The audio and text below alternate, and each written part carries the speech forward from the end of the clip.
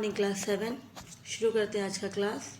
आज हम लोग डिस्कस करेंगे question answers chapter the Mughal empire. तो हिस्ट्री के 4 चैप्टर कंप्लीट हो गए और उसकी क्वेश्चन आंसर्स करेंगे। तो सबसे पहले चलते हैं एक्सरसाइज में। तो एक्सरसाइज सबसे पहला जो है वो फिल द ब्लैंक्स है। तो फिल द ब्लैंक्स वाले पेज में चलते हैं। टर्न आउट द पेज, ठीक है। पेंसिल से उसे फिलअप कर लेना है, फिर बाद में आराम से उसे अपने नोटबुक में देख के आंसर्स लिखनी है। ये चैप्टर बहुत लेंथी था, इसे समय लगा कंप्लीट होने में। Now fill the blanks. सबसे पहला फिल द ब्लैंक्स में है एक्सरसाइज फिल द ब्लैंक्स। पहला है dash lost his father at the early age and become the ruler of Fargana. The answer is Babur. B-A-B-U-R. Babur. Number 2. The dash was the head of the military department. Mir. M-I-R. Mir Bakshi. B-A-K-S-H-I. Mir Bakshi. ठीक है। Number 3. Padshanama by Abdul Hamid Lahori is literary sources of the Mughal Emperor Shahjahan. तो ये किसके बारे में लिखा गया था? शाहजहां। तो SHAH शाह, JAHAN जहां, Shahjahan. Number 4. Dash did not want Prince Khurram to ascend the throne. Answer is Noor Jahan. N-U-R. Noor.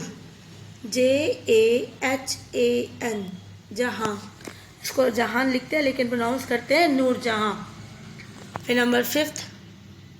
A more critical view of Akbar's regions can be found in Muntakhab-ul-Tawarikh written by Badauni. Spelling है B-A-D-A-U-N-I। बदौनी, ठीक है। फिर match the column में आएंगे। Match the column के अंदर सबसे पहले शेरशाह सूरी। इसे इनका जो पहला नाम था फरीद खान, ठीक है। नंबर 1। नंबर 2 शाहजहां, खुर्रम होगा इसका आंसर। फिर अब्दुल फजल, इन्होंने बुक लिखी थी अकबरनामा, तो ये बुक उनकी लिखी हुई थी। फिर हुमायूं स्पेंड टाइम इन एग्जिल, जिनको अपना राज्य छोड़ के शेरशाह के कारण वापस उन्हें सेंट्रल एशिया जाना पड़ा था इसके लिए। तो उन्होंने एग्जिल किया था, अपने देश को छोड़ के उनको रहना पड़ा था कुछ समय। फिर नंबर 5 बाबर डिफीटेड इब्राहिम लोदी। तो ये हो गया मैच द कॉलम, ठीक है। तो ये मैच द कॉलम। उसके बाद ट्रू फॉल्स। तो ट्रू फॉल्स वाले कॉलम में आ जाते हैं। तो ट्रू फॉल्स में सबसे पहला ट्रू फॉल्स में Ibrahim Lodi invited Babur to overthrow Daulat Khan. Answer is false, उन्होंने इनको नहीं इनवाइट किया था। Number 2 the battle of Kannauj in 1540 replace the Mughal rule with the Afghan rule. ये ट्रू है क्योंकि शेरशाह सूरी ने हराया था, तो ये answer is true. Number 3 during flood and famine peasants were exempted from paying taxes। तो ये सही है, जब बहुत ज़्यादा फ्लड या फिर सूखा पड़ जाता, famine आ जाते, तो फार्मर्स को टैक्स पेमेंट नहीं करना पड़ता था। फिर number 4 the new Mughal capital Fatehpur Sikri was establish by Jahangir. This is wrong, तो ये फॉल्स हो गया। Number 5 polaj was the most fertile types of land under the Todarmal bandobast. ये ट्रू है, ठीक है। अब हम लोग मूव करेंगे क्वेश्चन आंसर्स में। तो question answers number 1 who invited Babur to overthrow Ibrahim Lodi, ठीक है। तो किसने इनवाइट किया था बाबर को? तो पेज एकदम चैप्टर का सबसे पहला वाला पेज में चलेंगे, चैप्टर्स के सबसे पहले वाले पेज, इसको स्क्रॉल करके सबसे फर्स्ट पेज में पेज नंबर मेंशन करेंगे बेटा, देख लेना 33, पेज नंबर 33 में आ जाएगा। तो ये रहा पेज नंबर 33 में, तो जहाँ पे जैसे मैप बना हुआ है इंडिया का, उसी पेज के नीचे, तो पेज नंबर 33 में सेकंड हाफ में फर्स्ट लाइन से, the governor of Punjab Daulat Khan Lodhi invited Babur to help him overthrown Ibrahim Lodhi. तो जो गवर्नर थे पंजाब के, दौलत खान लोधी, ये लोधी डायनेस्टी से बिलोंग करते थे। इब्राहिम लोधी के that was been called as uncle, उन्होंने इनवाइट किया था बाबर को ताकि वो उनकी हेल्प करे और इब्राहिम लोधी को उनसे उस किंगडम से हटा दिया जाए, दिल्ली सल्तनत से उनको हटा दिया जाए। ठीक है, ये आंसर हो गए नंबर 1। नंबर 2 क्वेश्चंस में चलेंगे। नंबर 2 क्वेश्चंस, क्वेश्चन नंबर 2,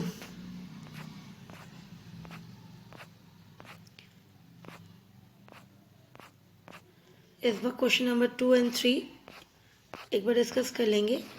तो क्वेश्चन नंबर 2 में क्या है, how was land measured under Todarmal bandobast, and number 3 है what were the different categories of land under Sher Shah Suri. तो नंबर 2 बंदोबस्त तोदरमल वाले, तो D number 2 page number mention करना है।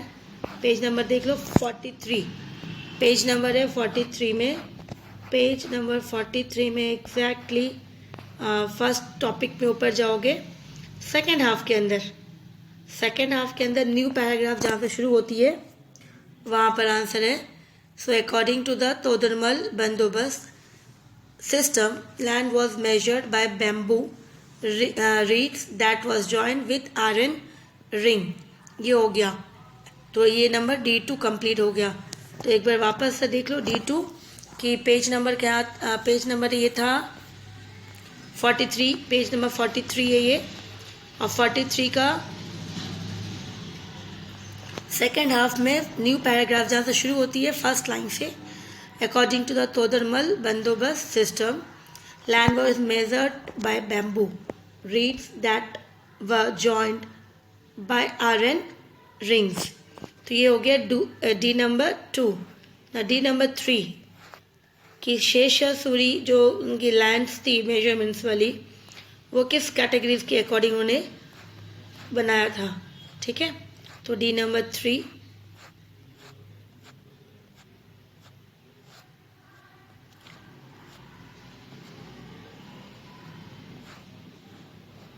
तो पेज नंबर D3 की पेज नंबर एक बार देखना है, पेज नंबर 37, पेज नंबर 37 में जाएंगे और 37 में पैराग्राफ का फर्स्ट पैराग्राफ जो है पेज का, वहाँ पर से स्टार्ट करेंगे, क्वेश्चन से करेंगे। वहाँ पे क्वेश्चन से मैंने क्वेश्चन से करवाया था, तो क्वेश्चन से स्टार्ट करेंगे और फिर वर्ड लिखेंगे। सो द कैटेगरीज जो भी था वो कैटेगरीज क्वेश्चन से स्टार्ट करके लास्ट में वर्ड लिखेंगे। तो उसके बाद फिर यहाँ से स्टार्ट करेंगे वर्ड के बाद good, average and poor on the basis of fertility. तो इसी on the basis of fertility of the land इसको डिवाइड किया था, तो गुड, एवरेज एंड पुअर, इस तरह से। ठीक है, तो ये पहले क्वेश्चन से लिखेंगे, फिर बाद में यहाँ से वर्ड से स्टार्ट करेंगे। ठीक है, तो एक बार वापस देख लेते हैं, ये पेज नंबर कौन सा था, 37 में और फर्स्ट पैराग्राफ के नीचे से second line, good, average and poor. ठीक है, तो ये वापस एक बार देखना है D3 का क्वेश्चन किस तरह से क्वेश्चन से शुरू होता है। क्वेश्चन किस तरह से शुरू होती है, यहाँ पर हाँ ये रहा कि द थ्री डिफरेंट कैटेगरीज। तो आंसर 3 स्टार्ट करेंगे क्वेश्चन से। So the different categories of land under शेष शाह सूरी व, तो वर हमने अभी करवाया था, वह गुड, फिर एवरेज एंड पुअर था, वो वाला आंसर हो गया।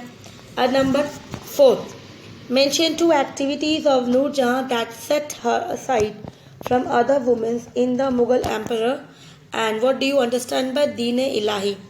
ये 2 क्वेश्चन है। तो सबसे पहला नंबर 4, तो 4 के क्वेश्चन के साथ आंसर स्टार्ट करेंगे। The 2 activities of Nur Jahan that set her aside from other womens in the Mughals emperors are करने के बाद फिर ऊपर स्टार्ट करेंगे, क्वेश्चन से आगे लिख लिया। तो डी नंबर 4, D4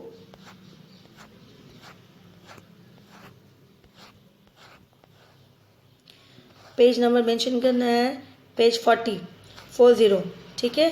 तो पेज नंबर इज 40 और फर्स्ट हाफ के लास्ट पैराग्राफ 40 के जो लिखा है जहाँ पे 40 उसके लास्ट पैराग्राफ 40 के ऊपर वाला पैराग्राफ है, ठीक है। तो यहाँ से स्टार्ट करेंगे क्वेश्चन से लिखने के बाद। नंबर 1 यहाँ पे देखो मैंने लिखा है नंबर 1 एंड नंबर 2 के रोमन नंबर, 2 एक्टिविटीज़ पूछा है। तो number 1, she had coin issued in her name first. फिर नंबर 2 रोमन नंबर लिखा हुआ है Nur Jahan gave also gave land grants. तो ये नंबर 2 एक्टिविटीज़, ठीक है। तो यहाँ से यहाँ तक है, इसके अंदर 2 एक्टिविटीज़ है, तो इसीलिए नंबर 1 लिखा है रोमन में और नंबर 2 नीचे वाला लिखा है, ठीक है। तो पहला वाला होगा roman number, she had coin issued in her name 1 and number 2 Nur Jahan also gave land grants, ये नंबर 2 हो गया। तो ये नंबर D4 कंप्लीट हो गया। तो D4 जो है पेज नंबर 40 में है, क्वेश्चन के बाद 2 एक्टिविटीज़ ये हो गई, ठीक है। D number 4 complete. Not D5, Deen Ilahi. So Deen Ilahi was a new religion which was been formed by Akbar. तो लेकिन ये एक्चुअली है क्या, सो व्हाट इज़ इट। तो ये पेज नंबर देखना, मेंशन कर लेना, page number is 44, page number is 44 है। दीन इलाही क्या है, रिलीजन्स है, a new it's not just a new religions. तो यहाँ पर अ मोरल कोड ऑफ कंडक्ट, क्योंकि ये दीन इलाही रिलीजन्स ही है बट ये पुराना एग्जैक्टली नया नहीं है, ये mixture of all the religions है। तो इसके अंदर इसमें है क्या वो मेन करना, क्योंकि लॉन्ग आंसर्स में अगर हम जाएंगे तो इसे हम डिटेल्स में डिस्कस करेंगे, ठीक है। तो इसके लिए सबसे पहले इसको शॉर्ट में करेंगे। A moral code based on the belief is one god, universal fraternity, mutual respect and peace, the value that are accepted by all the religions. इसी को ही दीन इलाही नाम दिया गया था अकबर ने, ठीक है। तो ये हो गया दीन इलाही, क्योंकि इसके बाद में डिटेल्स जो है हम डिटेल्स क्वेश्चन करेंगे, उसमें पूरा डिटेल्स बता देंगे। तो इसके लिए शॉर्ट में इतना, ठीक है। तो ये नंबर D5 हो गया। तो D5 कंप्लीट हो गई। ये पेज नंबर जो था, ये की टर्म्स जहाँ लिखा हुआ है that was the last page 44 में। 44 के बाद उसी 44 के ऊपर की टर्म्स है और की टर्म्स के ऊपर दीन इलाही लिखी हुई है, उसके नीचे वाला मोरल कोड, ठीक है। तो ये कंप्लीट हुआ D5। अब हम लोग लॉन्ग में शुरू करेंगे। लॉन्ग में एक आंसर स्टार्ट करते हैं, उसके बाद फिर जो 2, 3, 4, 5 है वो मैंने नोट्स बना दिया है, उसको आप लोग लिख लेना, वीडियो को पॉज करके इसको आराम से कॉपी कर लेना। तो लेकिन E1 जो है बुक में मार्क किया है मैंने। तो E1 में क्वेश्चंस है, mention the features of Sher Shah Suri's revenue system. तो यहाँ पर क्वेश्चन से ही लिखेंगे आंसर्स कि the features of Sher Shah Suri's revenue system वर। तो ये क्वेश्चन से यहाँ से करके वर्ड लिख दिया। उसके बाद हम आगे चलते हैं। ई नंबर 1, ई नंबर 1,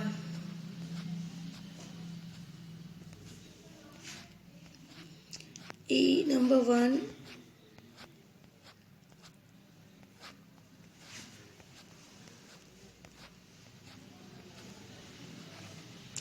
पेज नंबर देख लेना इसकी, पेज 37।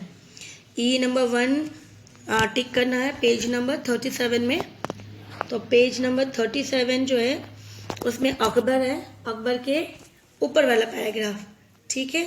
अकबर के ऊपर वाला पैराग्राफ में जाएंगे, अकबर के ऊपर वाला पैराग्राफ में जाएंगे। ये अकबर लिखा है, उसके ऊपर वाला पैराग्राफ। तो उसके ऊपर वाला पैराग्राफ में जहाँ से पैरा स्टार्ट होता है, पेज का सबसे पहला पैरा जहाँ से स्टार्ट होता है उससे वहाँ से शुरुआत करते हैं।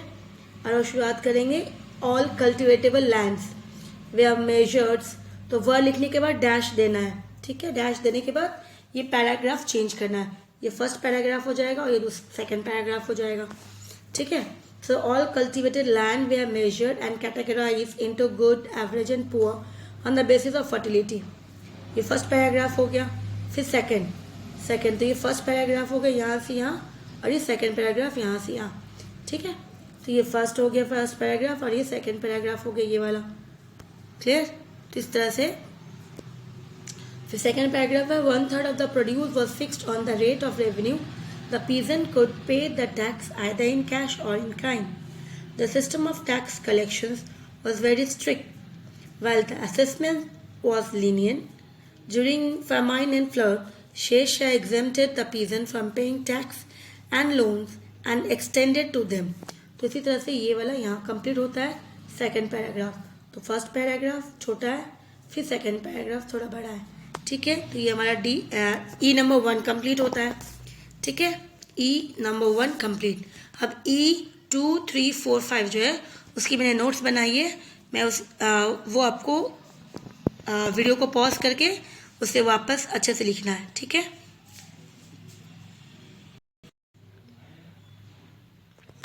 तो नंबर E2 जो है, E2 तो ये हो गया नोट्स जो मैंने बनाई है, उसको आप जो है वीडियो को पॉज करके इसको आराम से लिख लेना।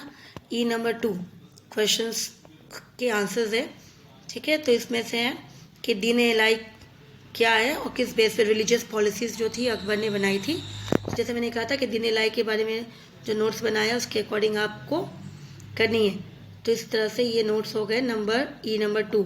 तो एक बार मैं रीड आउट कर दे रही हूँ, ठीक है, ताकि आपको राइटिंग जो है समझ में आ जाए। सो पहले Akbar is known for his liberal ideas and liberal religious policy. He adopted a policy of mutual understanding and reconciliations among followers of different faiths and equality of all religions. He found a new religion known as Deen-e-Ilahi based on the common points of all religions. तो ये ई number 2 complete हो गए, ठीक है। तो इसी चीज़ को अगर आपको लिखनी है तो इसे इस वीडियो को पॉज कर लेना, उसको इस बार फिर इसको आप नोट डाउन कर लेना, ठीक है। फिर हम लोग ई नंबर 2 में 2 हो गई, तो ई नंबर 3।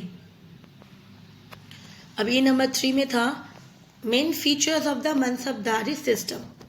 तो मनसबदारी सिस्टम में मेन फीचर्स क्या है, तो आंसर हम स्टार्ट करेंगे। Main features of the mansabdari system were WERE, ठीक है। The lowest mansabdar commanded 10 soldiers and the highest 10,000। ये 10 था, ओनली 10 सोल्जर्स, और दूसरा जो हाईएस्ट है वो 10,000 सोल्जर्स है।